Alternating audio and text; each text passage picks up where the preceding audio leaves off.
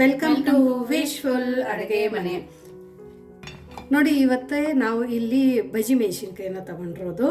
So ಬಜ್ಜಿ ಮೆಣಸಿನ್ಕಾಯಿ ತಗೊಂಡ್ಬಿಟ್ಟು ಇದನ್ನ ನಾವು ನೀಟಾಗಿ ವಾಶ್ ಮಾಡ್ಕೊಳ್ಳೋಣ. ನೋಡಿ, ಈ ಥರ ನೀಟಾಗಿ ವಾಶ್ ಮಾಡ್ಕೊಳ್ಳೋಣ. ಬಟ್ ಬಜ್ಜಿ ಡ್ರೈ ಇರಬೇಕು. ಸೊ ಹಾಗಾಗಿ ಇದನ್ನು ವಾಶ್ ಮಾಡಿಕೊಂಡು ಇದನ್ನು ನಾವು ಒಂದು ಸ್ವಲ್ಪ ಬಟ್ಟೆಯಿಂದ ಒರೆಸ್ಕೊಂಡು ಬರೋಣ. ನೋಡಿ, ಎಲ್ಲನೂ ನೀಟಾಗಿ ತೊಳೆದಿದ್ವಲ್ಲ, ಒರೆಸ್ಕೊಂಡು ಕೂಡ ಬಂದಿದ್ದೀವಿ. ನೀಟಾಗಿ ಡ್ರೈ ಆಗಿದೆ. ನೋಡಿ, ಈ ಥರ ಕಟ್ ಮಾಡಬೇಕು. ಹಿಂದೆದು ಮುಂದೆದು ಎರಡು ಕಡೆಯಿಂದ ಕಟ್ ಮಾಡ್ಕೊಳ್ಳೋಣ. ಆಮೇಲೆ ಮಧ್ಯದಲ್ಲಿ ಸೀಳೋಣ. ಬೀಜ ತೆಗಿಯಂಗೇನಿರಲ್ಲ. ಬೀಜ ಏನು ತೆಗಿಯೋಂಗಿಲ್ಲ. ಬೀಜ ಇಡಿ ಚೆನ್ನಾಗಿ ಅನ್ಸುತ್ತೆ. ಸೊ ಇವಾಗ ಇದನ್ನ ಹೆಂಗೆ ಕಟ್ ಮಾಡೋದು ಅಂತ ಹೇಳ್ತೀನಿ. ಇವಾಗ ನೋಡಿ, ಮಧ್ಯದಲ್ಲಿ ಒಂದು ಕಟ್ ಹಾಕ್ಬಿಟ್ಟು ಥಿನ್ ಸ್ಲೈಸಲ್ಲಿ ನಾವು ಇದನ್ನ ಕಟ್ ಮಾಡ್ಕೋಬೇಕು. ಈ ಥರ ಸಣ್ಣ ಸಣ್ಣದಾಗಿ ಮಾಡ್ಕೊಬೇಕು. ಹೌದು, ನಾವು ಈ ಮೆಣಸಿನ್ಕಾಯಿನ ಬಳಸಿ ಯಾವಾಗ್ಲೂ ಬಜ್ಜಿ ಮಾಡ್ತಾ ಇರ್ತೀವಿ. ಈ ಥರ ಒಂದು ಡಿಫ್ರೆಂಟ್ ರೆಸಿಪಿನ ಮಾಡ್ಬೋದು. ವಿಡಿಯೋನ ಕೊನೆ ತನಕ ನೋಡಿ. ಎಲ್ಲದನ್ನು ಅದೇ ಥರ ಕಟ್ ಮಾಡ್ಕೊಂಡಿದ್ದೀವಿ. ಇಟ್ಟು ಥಿನ್ ಸ್ಲೈಸಲ್ಲಿ ನಾವು ಕಟ್ ಮಾಡ್ಕೋಬೇಕು. ನೋಡೋಕ್ಕೂ ತುಂಬ ಚೆನ್ನಾಗಿ ಕಾಣ್ತಾ ಇದೆ. ಹೌದು. ಸೊ ಇವಾಗ ಇದನ್ನು ಒಂದು ಪ್ಲೇಟಕ್ಕೆ ಟ್ರಾನ್ಸ್ಫರ್ ಮಾಡ್ಕೊಳ್ಳೋಣ. ನೋಡಿ, ಎಲ್ಲದನ್ನು ತಗೊಂಡಿದ್ದೀವಿ. ನೋಡಿ, ಇವಾಗ ಇದನ್ನು ಪಕ್ಕಕ್ಕೆ ಇಡೋಣ. ನೋಡಿ, ಇಲ್ಲಿ ಒಂದು ಬೌಲ್ ಆಗೋಷ್ಟು ಕಡಲೆ ಬೀಜ ತಗೊಂಡಿದ್ದೀವಲ್ವ, ಹಸಿ ಕಡಲೆ ಬೀಜನ ಚೆನ್ನಾಗಿ ಹುರಿದು ಇಟ್ಕೊಂಡಿದ್ದೀನಿ. ಎಳ್ಳನ್ನು ಕೂಡ ನೀಟಾಗಿ ಫ್ರೈ ಮಾಡಿ ತಗೋಬೇಕು.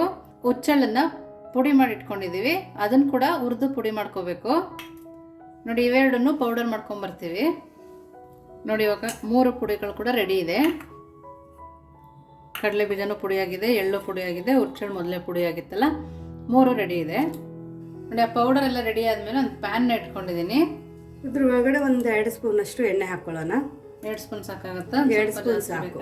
ಸೊ 2 ಸ್ಪೂನ್ ಎಣ್ಣೆ ಹಾಕೊಂಡ ನಂತರ ಇವಾಗ ನಾವೇನು ಕಟ್ ಮಾಡ್ಕೊಂಡು ಇಟ್ಕೊಂಡಿದ್ವಲ್ಲ ಬಜ್ಜಿ ಮೆಣಸಿನ್ಕಾಯಿನ ಹಾಕೊಳ್ಳೋಣ.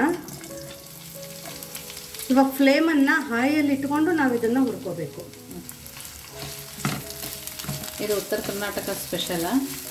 ಉತ್ತರ ಕರ್ನಾಟಕ ಸ್ಪೆಷಲ್. ಬಟ್ ಇದು ಯೂಶ್ವಲಿ ಮಹಾರಾಷ್ಟ್ರದವ್ರು ನಾವು ಜಾಸ್ತಿ ಮಾಡೋದು. ಸೋಲಾಪುರದವರು. ತನಕ ಹುರ್ಕೊಬೇಕಾ? ಹೌದು, ಕೆಂಪಾಗೋ ತನಕ ಇದನ್ನು ಹುರ್ಕೊಳ್ಳೋಣ.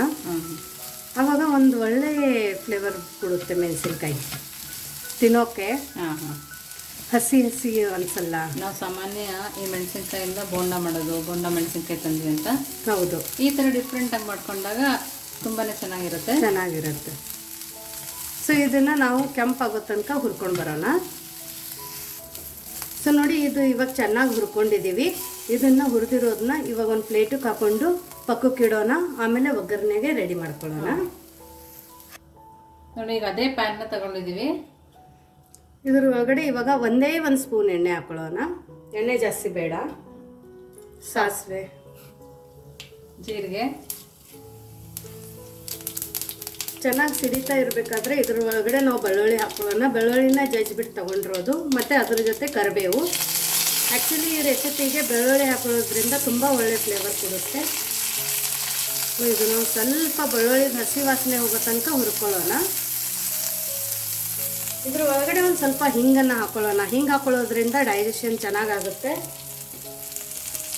ಅದ್ರ ಜೊತೆ ಒಳ್ಳೆ ಟೇಸ್ಟು ಮತ್ತು ಫ್ಲೇವರು ಕೂಡ ಬರುತ್ತೆ. ನೋಡಿ, ಇವಾಗ ಒಂದು ಅರ್ಧ ಸಣ್ಣದಾಗಿ ಕಟ್ ಮಾಡಿರೋ ಈರುಳ್ಳಿ ಹಾಕ್ಕೊಳ್ತಾ ಇದ್ವಿ. ಈರುಳ್ಳಿನೂ ಕೆಂಪಾಗೋ ತನಕ ಫ್ರೈ ಮಾಡಬೇಕಾ? ಹೌದು, ಇದನ್ನು ಒಂದು ಸ್ವಲ್ಪ ಕೆಂಪಾಗೋ ತನಕ ಹುರ್ಕೊಳ್ಳೋಣ. ನೋಡಿ, ಇದು ಇವಾಗ ಕೆಂಪದಾಗಿ ಹುರ್ಕೊಂಡಿದ್ದೀವಿ. ಇದ್ರ ಒಳಗಡೆ ಇವಾಗ ಮಸಾಲೆನ ಹಾಕ್ಕೊಳ್ಳೋಣ. ಸ್ವಲ್ಪ ಅರಿಶಿಣದ ಪುಡಿ, ಸ್ವಲ್ಪ ಗರಂ ಮಸಾಲ. ಇದು ಉತ್ತರ ಕರ್ನಾಟಕ ಸ್ಪೆಷಲ್ ಖಾರದ ಪುಡಿ ಇದೆ, ಅದನ್ನ ಹಾಕೊಂಡಿರೋದು. ಇದು ಇಲ್ಲ ಅಂದ್ರೆ ನಿಮ್ಮ ಮನೇಲಿ ಯಾವ ಮಸಾಲೆ ಖಾರನ ನೀವು ಅಡುಗೆಗೆ ಯೂಸ್ ಮಾಡ್ತೀರಾ ಅದನ್ನ ಹಾಕೊಳ್ಳಿ. ಇವನ್ ಮೆಣಸಿನ್ಕಾಯಿನೂ ಖಾರ ಇರುತ್ತೆ, ಸೊ ನೋಡ್ಕೊಂಡು ಖಾರ ಹಾಕೊಳ್ಳಿ. ಸ್ವಲ್ಪ ಕೆಂಪು ಖಾರದ ಪುಡಿ, ಯಾಕಂದ್ರೆ ಬಜ್ಜಿ ಮೆಣಸಿನ್ಕಾಯಿ ಅಷ್ಟು ಖಾರ ಇರಲ್ಲ. ಬಟ್ ಬೀಜನೂ ಹುರಿದಿದ್ವಿಲ್ಲ, ಹಾಗಾಗಿ ಖಾರನ ನೋಡ್ಕೊಂಡು ಹಾಕೊಳ್ಳಿ. ರುಚಿಗೆ ಉಪ್ಪು.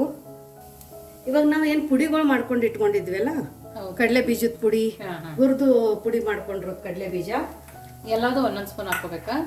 ಎಲ್ಲಾನು ಒಂದೊಂದು ಸ್ಪೂನ್ ಸಾಕು. ಎಳ್ಳಿನ ಪುಡಿ, ಎಳ್ಳು ಹುರಿದೆ ಪುಡಿ ಮಾಡಿ ಹಾಕೊಳ್ಳಿ, ತುಂಬ ಚೆನ್ನಾಗಿ ಟೇಸ್ಟ್ ಕೊಡುತ್ತೆ. ಹುಚ್ಚೆಳ್ಳು ಪುಡಿನೂ ಕೂಡ 1 ಸ್ಪೂನ್ ಹಾಕೊಳ್ತಿದ್ವಿ. ನಿಮ್ಗೆ ಇಷ್ಟ ಇದ್ರೆ 1-1.5 ಸ್ಪೂನ್ ಹಾಕೋಬಹುದು. ಬಟ್ ಇಲ್ಲ ಅಂದ್ರೂ ನೀವು ಅಡುಗೆನ ಹಾಗೆ ಮಾಡ್ಕೋಬೇಕು. ಬಟ್ ಅದಿದ್ರೆ ಟೇಸ್ಟ್ ತುಂಬ ಚೆನ್ನಾಗಿರುತ್ತೆ, ತುಂಬ ಚೆನ್ನಾಗಿ ಟೇಸ್ಟ್ ಕೊಡುತ್ತೆ. ಇದನ್ನೆಲ್ಲ ಒಂದು ಸೆಕೆಂಡ್ ನಾವು ಈ ಥರ ಹುರ್ಕೊಳ್ಳೋಣ. ಸೊ ನೋಡಿ, ಇದು ಆನಿಯನ್ ಜೊತೆ ಮಿಕ್ಸ್ ಆಡಿದ ನಂತರ ಸ್ವಲ್ಪ ಇವಾಗ ಫ್ಲೇಮನ್ನು ನಾನು ಹಾಯಲ್ಲಿ ಇಟ್ಕೊಂಡಿದ್ದೀನಿ. ಮಸಾಲೆ ಹಾಕಬೇಕಾದ್ರೆ ಫ್ಲೇಮನ್ನು ನಾನು ಮೀಡಿಯಮಲ್ಲಿ ಇಟ್ಕೊಂಡಿರೋದು.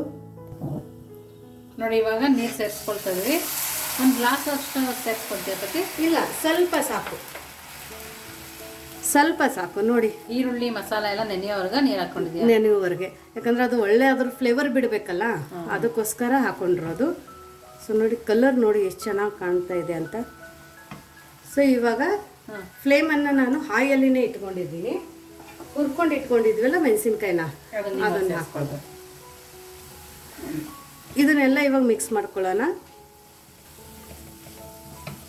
ನೀಟಾಗಿ ಮಿಕ್ಸ್ ಮಾಡ್ಕೊಬೇಕು, ಮಸಾಲೆ ಎಲ್ಲ ಮಿಕ್ಸ್ ಆಗೋ ಥರ.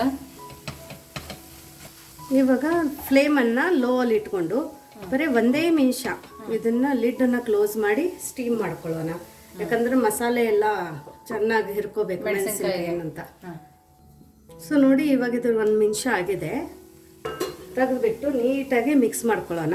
ಎಷ್ಟು ಚೆನ್ನಾಗಿ ಎಣ್ಣೆ ಬಿಟ್ಟಿದೆ ನೋಡು. ಎಣ್ಣೆ ಬಿಟ್ಟಿದೆ, ಮೆಣಸಿನ್ಕಾಯಿ ಕೂಡ ಸಾಫ್ಟ್ ಆದಂಗೆ ಕಾಣಿಸ್ತದೆ. ನೀನು ತಿಂದಿದೀಯಾ ಈ ಪಲ್ಯನ? ಈ ಥರ ಟೇಸ್ಟ್ ಮಾಡಿಲ್ಲ. ತುಂಬ ಚೆನ್ನಾಗಿರುತ್ತೆ, ಅನ್ನಕ್ಕೆ ಚೆನ್ನಾಗಿರುತ್ತೆ, ಮೊಸರನ್ನಕ್ಕೆ ಚೆನ್ನಾಗಿರುತ್ತೆ, ಪರಾಟ ಜೊತೆ, ದೋಸೆ ಜೊತೆ, ಜೋಳದ ರೊಟ್ಟಿ, ಸಜ್ಜೆ ರೊಟ್ಟಿ ಜೊತೆ ಫಸ್ಟ್ ಕ್ಲಾಸ್ ಆಗಿರುತ್ತೆ. ಸೊ ಇವಾಗ ನಾನು ಫ್ಲೇಮನ್ನು ಆಫ್ ಮಾಡ್ಕೋತೀನಿ. ಫ್ಲೇಮನ್ನು ಆಫ್ ಮಾಡಿ ಇದನ್ನೊಂದು ಸ್ವಲ್ಪ ಕೈ ಆಡಿಸ್ಬಿಡೋಣ. ಒಳಗಡೆದು ಏನೇನು ಹೊಗೆ ಇದೆ ಅಲ್ಲ, ಅದನ್ನ ಎಲ್ಲ ಆಚೆ ಬರಬೇಕು ಅಂತ ಸ್ವಲ್ಪ ಕೈ ಆಡಿಸ್ಕೊಳ್ಳೋಣ. ಕೈ ಆಡಿಸಿ ಒಂದು ಸ್ವಲ್ಪ ಸ್ಪ್ರೆಡ್ ಮಾಡಿಕೊಂಡು 1 ನಿಮಿಷ ಇದಕ್ಕೆ ಕೋಲ್ಡ್ ಆಗೋಕೆ ಇಡೋಣ. 1 ನಿಮಿಷ. ನೋಡಿ ಇವಾಗ ತಣ್ಣಗಾಗಿದೆ, ಅಂದರೆ ಹೊಗೆ ಬರೋದು ಸ್ಟಾಪ್ ಆಗಿದೆ. ಬಟ್ ಇದು ಇನ್ನೂ ಬಿಸಿ ಇದೆ. ಆವಾಗ ಇದ್ರ ಒಳಗಡೆ ಇವಾಗ ನಾವು ಮೊಸರನ್ನು ಹಾಕೊಳ್ಳೋಣ. ಮೊಸರು ಹಾಕೊಳ್ಳೋದ್ರಿಂದ ತುಂಬ ಒಳ್ಳೆ ಫ್ಲೇವರ್ ಕೊಡುತ್ತೆ, ಒಂದು ಗ್ರೇವಿ ಕನ್ಸಿಸ್ಟೆನ್ಸಿ ಬರುತ್ತೆ. ಇದು ತುಂಬ ಹುಳಿ ಇಲ್ಲ, ಮೊಸರು ನಾರ್ಮಲ್ ಮೊಸರು ಇದೆ. ನೀವು ಮೊಸರು ಬೇಡ ಅಂದರೆ ಹೀಗೇನು ತಿನ್ಕೊಳ್ಳಿ. ಬಟ್ ಹುಳಿ ಫ್ಲೇವರ್ ಬೇಕಂದ್ರೆ ಸ್ವಲ್ಪ ಲಿಂಬೆಹಣ್ಣು ಹಿಂಡ್ಕೊಳ್ಳಿ ಮೊಸರು ಬದಲಾಗಿ. ಇದೊಂದು ಸ್ವಲ್ಪ ಗ್ರೇವಿ ಬರಲಿ ಅಂಥೇಳಿ ನಾನು ಇದ್ರೊಳಗಡೆ ಒಂದು ಸ್ವಲ್ಪ ಮೊಸರು ಹಾಕ್ಕೊಂಡಿದ್ದೀನಿ, ಸ್ವಲ್ಪ ಕೊತ್ತಂಬರಿ ಸೊಪ್ಪು. ಸೊ ಇದನ್ನು ಇವಾಗೆಲ್ಲ ಮಿಕ್ಸ್ ಮಾಡ್ಕೊಳ್ಳೋಣ. ನಾವು ಮತ್ತೆ ಸ್ಟವ್ ಆನ್ ಮಾಡಿಲ್ಲ, ಸ್ಟವ್ ಆಫ್ ಇದೆ. ಸೊ ಚಪಾತಿಗಾಗಲಿ, ಪರಾಟಗಳಿಗೆ, ಅನ್ನಕ್ಕೆ, ಜೋಳದ ರೊಟ್ಟಿ, ಸಜ್ಜಿ ರೊಟ್ಟಿ ಒಳ್ಳೆ ಕಾಂಬಿನೇಷನ್. ಮಕ್ಕಳಿಗೂ ಸಹ ನೀವು ಲಂಚ್ ಬಾಕ್ಸಿಗೆ ಚಪಾತಿ ಜೊತೆ ಈ ಥರ ಡಿಫ್ರೆಂಟ್ ಕರಿ ಮಾಡಿಕೊಟ್ರೆ ಖಂಡಿತ ಖಾಲಿ ಮಾಡ್ತಾರೆ. ಸೊ ಇದನ್ನು ಹೆಂಗೆ ಸರ್ವ್ ಮಾಡೋದು ಅಂತ ನೋಡೋಣ ಬನ್ನಿ. ಸೊ ನೋಡಿ, ಇವಾಗ ಇಲ್ಲಿ ನಾನು ಪಲ್ಯ ಹಾಕೋತಾ ಇದ್ದೀನಿ. ಇಲ್ಲಿ ನಾನು ಇವತ್ತು ಮೆಂತ್ಯ ಸೊಪ್ಪಿನ ಪರಾಟ ಮಾಡಿದ್ದೀನಿ. ಸೊ ಇವತ್ತು ಮೆಂತ್ಯ ಸೊಪ್ಪಿನ ಪರಾಟ ಜೊತೆ ಇದು ತುಂಬ ಒಳ್ಳೆ ಕಾಂಬಿನೇಷನು.